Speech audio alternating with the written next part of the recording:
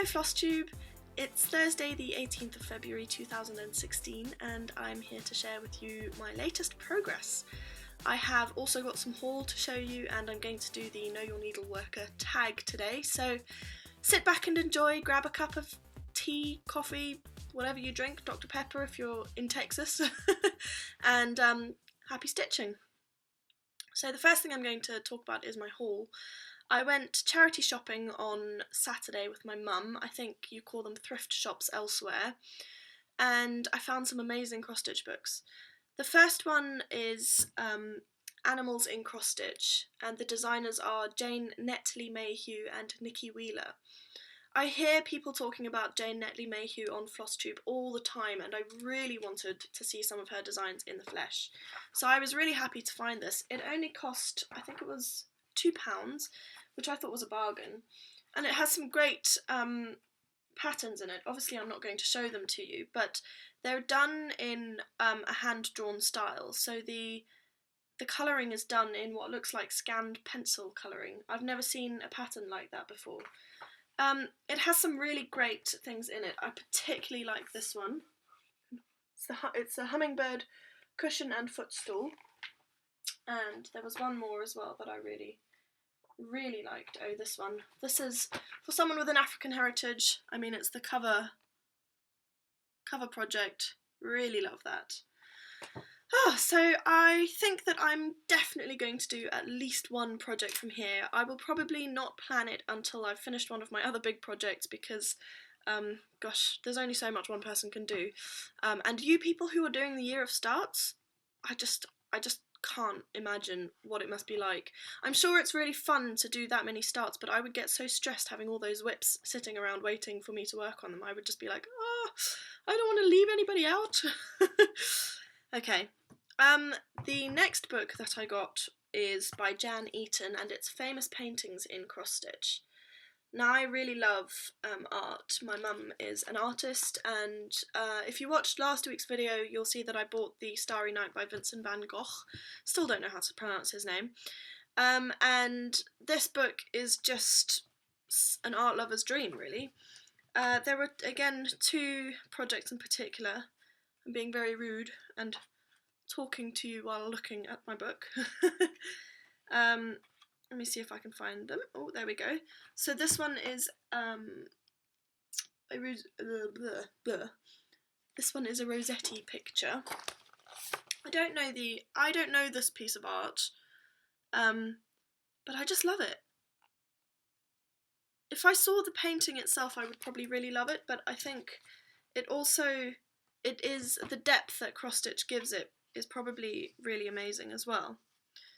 And then the other one is John Singer Sargent, Carnation Lily Rose.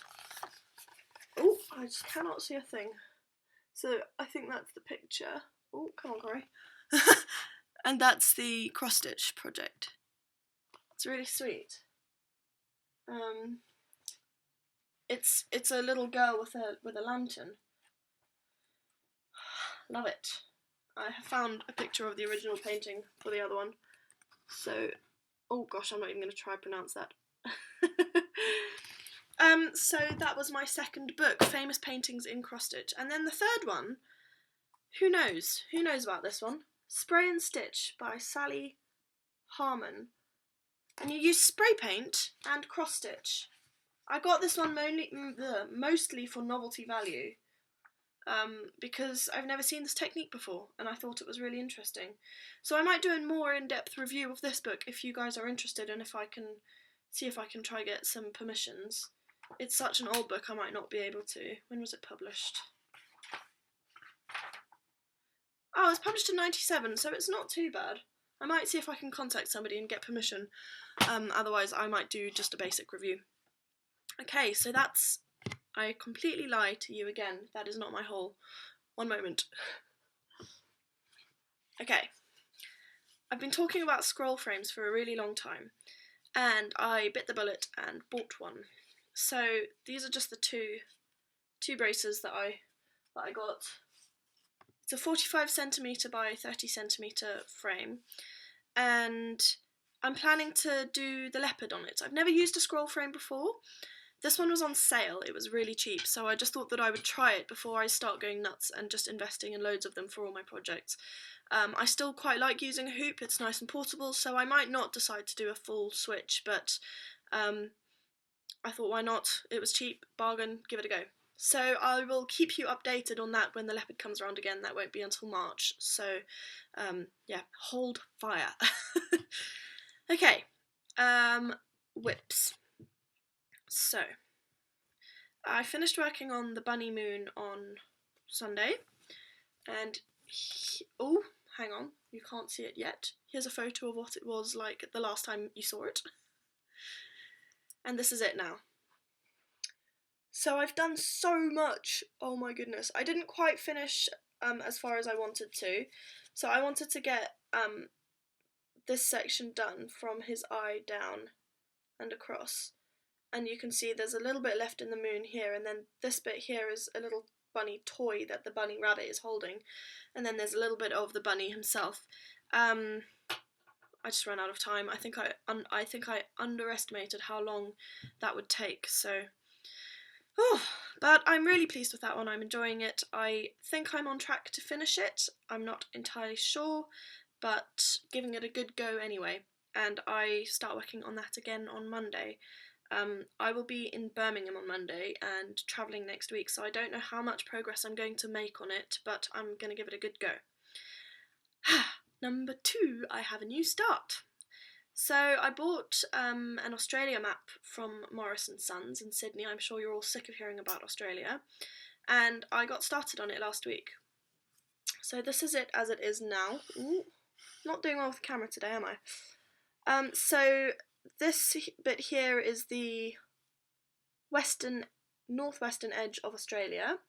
And then this is going to be a nice big tall ship. I think its sails will come up to about here. And then the word Australia is going to be starting here and then going across. This is a big piece. I'm finding it quite tough. There are only 4 colours in the whole thing, and you get the various colours by shading. So if I bring it up close, here this is all tent stitch, and then these here are the same colour but in cross stitch, and then the same here. This brown is full cross stitches, and then later on I'll be doing half stitches in the same brown to get another shade. I thought I would really hate it, and I'm really enjoying this project. I wasn't sure about the fact that there were so few colours, but first of all, it's my first proper linen project, so I've now cut it to size. So that's the size that'll be. There's quite a lot of margin for error because I wasn't sure, so you can see this as I think it's about 2 inches. And then working with a lot of backstitch, where I decided that I was going to do the backstitch as I went, and it's because it's linen, so it's easier to do kind of quarter stitches or do the backstitch in the places where the quarter stitches would go. That's something I've never experienced before, and I'm finding it really tough, and I'm finding it a good kind of challenging, so I'm really enjoying that project, and I think I will be quite sad to put it down on Sunday, but also I'm eager to get back to Bunny Moon. So this rotation thing is really working for me. I'm really pleased that I found it, and thank you all ever so much. I think that's it for my whips. So I'm just going to call up the Know Your Needleworker tag, if I can remember how to do that. Okay, so Know Your Needleworker. I don't know who the original person who posted this was, so I can't post a link for you. If anybody does know, then let me know, and I'll make sure I stick that link into the description box below. But otherwise, here goes. So number 1, where do you live? At the moment, I live in Devon in England. I live on a farm that my parents own, and I am living with them while my boyfriend and I try to sort our own living situation out. So basically, in September last year, we were both living in London, and our landlord gave us notice. And we are both self-employed, and his self-employment was a relatively new thing, so we found it difficult to rent a place with both of us being self-employed and our incomes not being completely guaranteed.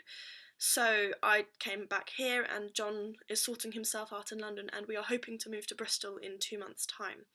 So that's a really long and convoluted answer to that question, but basically that's why I'm never in the same place twice, and why I will be moving soon. And you know, who knows? It's all fairly flexible. We're just trying to get by at the moment. Quite tough living with your mum and dad after 8 years of not living with them, but well, it's nice to be with them. Number 2, what do you do for a living? Oh, crikey. Okay, so I am self-employed, as I've just said, and I sell crafts and I do a little bit of designing. I'm trying to do more designing. I teach spinning either at craft fairs or festivals, and I do some workshops in people's homes. I'm trying to expand all of that, but not knowing where I am makes it quite difficult, because if I started setting something up in Devon here, and then in 2 months' time I move to Bristol, whatever I set up here will either be something that I have to commute for, or I'll have to give it up, and I don't want to do that. I'm not the kind of person to start doing something and then give it up, you know, just because it gets hard. So I'm trying to be sensible about it. The other part of what I do for a living is mostly business admin. So I studied engineering at university, and then I didn't really enjoy it. I enjoyed the degree, but I realised that I wouldn't enjoy a career in engineering. So I started doing business admin. I'd done quite a lot of bookkeeping and admin as a teenager and as a part-time job through uni, and my career's just kind of gone in that direction. At the moment I'm working in tourism. I'm from Africa originally. I was born in South Africa. So I do a lot to do with African tourism, and at the moment I'm working for a company which sends people or sells holidays to Africa. It's really exciting. I get to see loads of stuff to do with safaris and loads of beautiful pictures, and I get to put together these packages which are just so much fun, and I really enjoy it. I am job hunting though, because obviously if I move to Bristol I'm going to need another job. I could do this one remotely, but I prefer not to have to do that. So that's the answer to that one. Number 3. Do you have any other hobbies other than cross stitch? I kind of answered this in last week's video. I do loads of different crafts. I mostly do knitting and spinning, obviously. I sew a little bit. I'm trying to get better at dressmaking. I love to draw. I read. With mum and dad living on the farm, I'm doing a lot of kind of crofting, so a lot of looking after sheep and chickens and all sorts of animals. We're training a puppy at the moment because we have a sheepdog puppy who will eventually be a proper sheepdog, and I'm finding all of that quite exciting. Loving walking on the moors. And I also run. I signed myself up for a half marathon last year, and then at the last minute damaged myself during training, which was overdoing it basically. And it was quite weird because at the beginning of 2015 I couldn't run to save my life, and I decided that I was going to get fit, and that's how I did it, and I really enjoy that. I don't do it as much as I'd like to now, so I should get back into that. But yeah, I think that answers those questions. Do you have any kids? No. I am in my late 20s, and I'm not sure at this point when I will be having kids, if at all. I've spent a lot of time with babies recently, and they are hard work, and at the moment I'm not sure that I'm in the right place to cope with that. I need to figure out where I'm living first. Do you have any pets? Oh yes, so many pets. I personally have a cat. You will have seen her in the last video, and she came to me in London when I was still with John, and we found her in our flat one day as a 6-week-old kitten. She just turned up. She'd obviously been abandoned or fallen out from somewhere or whatever, and had crawled in through the open back door into the flat, and she's gorgeous. She moved to the farm in August last year because I knew that I would be working over the summer, and then when I moved here she would be here waiting for me, and she took a while to adjust to farm life. She'd lived in a flat before. She'd never really been outside, and she loves it here. I don't know if we're going to be able to take her away, and I'm really sad about that because she's really my cat, and oh, I love her. Chase is the sheepdog. He is a little puppy. He's 4.5 to 5 months old. He's 4 3/4 months old. He's a Collie Kelpie cross, and he's gorgeous. He's the softest dog in the world. He's so loving and really intelligent, crazy intelligent, and he is just amazing. We're actually getting another puppy. It arrives tomorrow, and I will introduce her to you in due course. She's a little Labrador, she's 8 weeks old. Her name is Kariba, which is where we're from in Zimbabwe, and she will be my dad's dog, and I'm really looking forward to getting her. Who doesn't love a Labrador puppy? We also have 4 chickens, we have 6 guinea fowl, and we have 8 sheep, 4 kind of bog standard mules, which are just the white ones that are kind of a blend of breeds, and 4 Wessants, which are a rare breed from a small island in the Channel between France and England. I think that's it. I did have a hamster, but she passed away recently, and we also had another dog, a really old Labrador, who we had to give a dignified ending to in January because she was a little bit old and losing her ability to live happily, and that was really sad. She's been part of the family for the whole time we've lived in England, really. So yeah, not fun, but that's part of life with having pets, isn't it? I'm getting a bit philosophical now. Let's move on. What is your favourite movie? I should have read these questions before I started. My favourite movie. I am a Harry Potter nerd, so I really like watching the Harry Potter movies. I'm a book purist.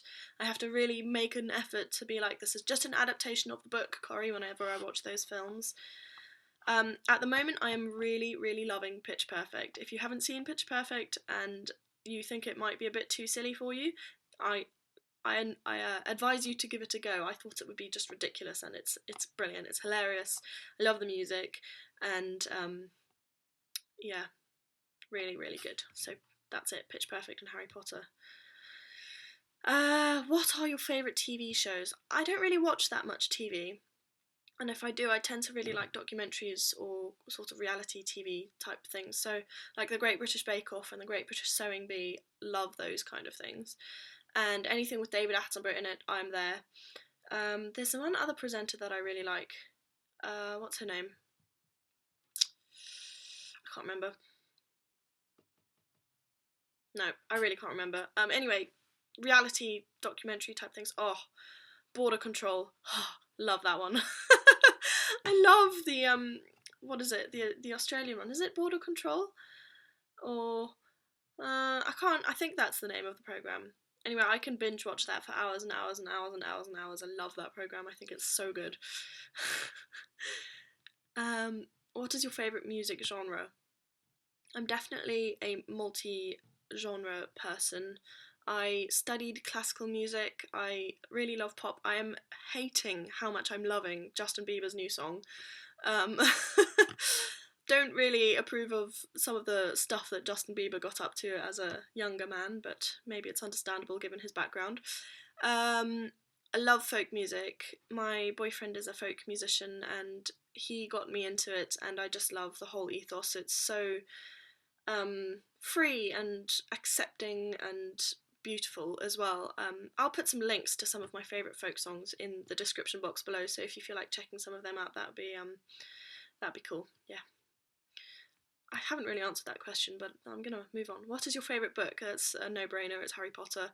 I left Zimbabwe just as the 4th Harry Potter book came out, and it's kind of what stopped me from being really badly affected by the move from Zimbabwe to England.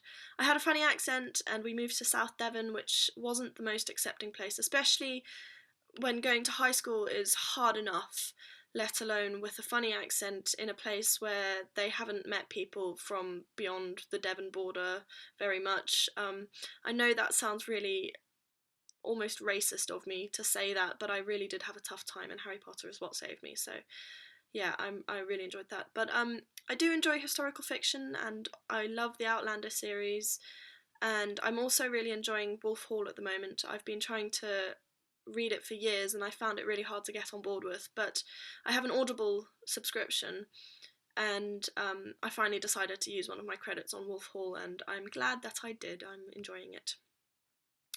What one word describes you best?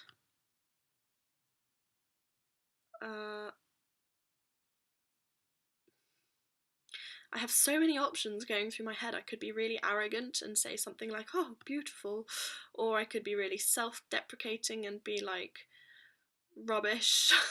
I don't know. This is a hard question. Indecisive. Except I'm not indecisive. I do tend to make up my mind and stick to it. What one word? You describe me. I invite you to put a comment saying what one word you think describes me, having known me for the whole of 5 videos. Yeah, no, that's hard. I'm gonna veto that one. That's not really fair of me, is it? I think I'm gonna go with comfortable. I like to be comfortable in my clothes. I'm trying to be comfortable in my own skin, and I think I'm doing a pretty good job of it. And I think that that's okay. I think that being comfortable with yourself is a good thing. I hope that's a good enough answer, and I hope that you enjoyed this video. And thank you so much to everybody who is watching. I'm really happy to have you here. And, I didn't answer any questions. Oh, people asked me questions in the last video and I forgot to answer them. I'm so sorry. I will answer your questions in the next video. It's been a crazy day. Okay, I'm going to give you one plug. So I have recorded a video about repetitive strain injury, which took me a really long time to A, record and B, edit. And I published it today, in fact. And it'll be like yesterday or the day before by the time this actually gets published. Anyway, it's a topic that I feel really strongly about. Repetitive strain injury is something that can affect anybody, but particularly crafters, because we do so much with our hands and it's all repetitive. So if you think that you would like to know more, then please do go have a watch. And if you've experienced it yourself, then well, you don't have to watch the video, but if you can think of anything that you did to alleviate the symptoms or to help yourself or to prevent yourself getting it again, then I really want to know. I'm trying to find out as much as I can about how people cope with it. So yes, that's all from me for today. I really hope you have enjoyed it. I hope you've got some good stitching done while you've been watching me and you've made loads of progress and haven't had to frog anything. And I will see you next time. Bye!